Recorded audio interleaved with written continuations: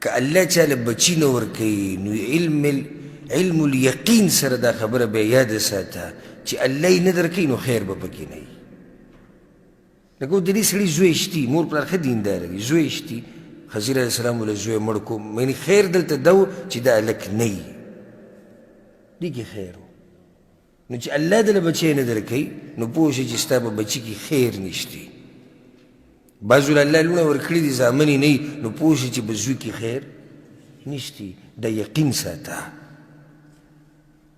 او چې الله دله داسې بچی درکړي چې سبا له ته د هغوی د لاسه ذلیلی، بچی بېدینه دی ته به هم بېدینه شي، کور ته به ډیش راوړي، کور ته به فلمونه او سندرې راوړي، نشې تماشې به کوي، غلط ملګري به کور ته راولي، ته به بوډا شوی ستا به پې اوس نه رسي، ستا هغه ټول هر څه به په خاورو کې ګډوډ کړي، نو بیا ته د څه شي پاتې شوې؟ دینداري لاړه او عزت لاړ او مال یې دله هم وخوړو، که سجیدات څه دي جمع کړي هغه به دله هم ټول ختم کړي، خراب کړي.